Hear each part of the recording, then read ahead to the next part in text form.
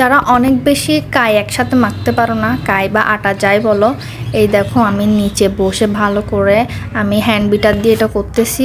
Hand বিটারের যে দুইটা কাটা আমরা অপ্রয়োজনীয় জিনিস মনে করলে ফেলে রাখি, আসলে ওই দুটোটাই কাটাই কিন্তু আটা মিক্স করার জন্য। তো ফার্স্টে একদম গরম গরম থাকতে তোমরা হ্যান্ড বিটার দিয়ে ভালো করে মিক্স করে নিবা একদম যতক্ষণ পারো। এটা সব দিক থেকে দেখছো কাই সবগুলাকে একসাথে করে একদম একদম ডো ফিনিশিংয়ে নিয়ে আসে। তো আমি ফার্স্টে তোমাদেরকে দেখাইছিলাম একদম ফিনিশিং টাইমে, এখন আমি হাত দিয়ে করতেছি। হাত দিয়ে যতটুকু পারবো ততটুকু এটাকে মথে নিব। এটা কিন্তু খুবই গরম ছিল তখন আমি হাত দিয়ে ধরতে পারি না, এখন আমি নিজে এটা হাত দিয়ে ধরতে পারতেছি।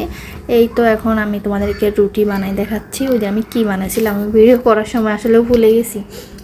এই যে দেখো 1 মিনিটেই, সরি 1 মিনিটে না, জাস্ট কয়েকটা সেকেন্ডেই হয়ে যাবে। রুটি মেকারটা নেওয়ার পর আমার অনেক সুবিধা হয়েছে, আমি একদমই রুটি বানাইতে পারি না, পারলেও আমার ইচ্ছা করে না সকাল সকাল উঠে গোল গোল রুটি বানাইতে। এই দেখো আমি কত সুন্দর একটা রুটি বানাইছি, এখন আমি আরেকটা বানাচ্ছি। আরেকটা দেখো এই যে শেষ, এইটাও কত সুন্দর গোল হয়েছে, দেখো একদম সুন্দর করে উঠে যাচ্ছে। এই দিন আমি গোল গোল রুটি বানাইছি। তোমরাও চাইলে শর্টকাট এভাবে করতেই পারো।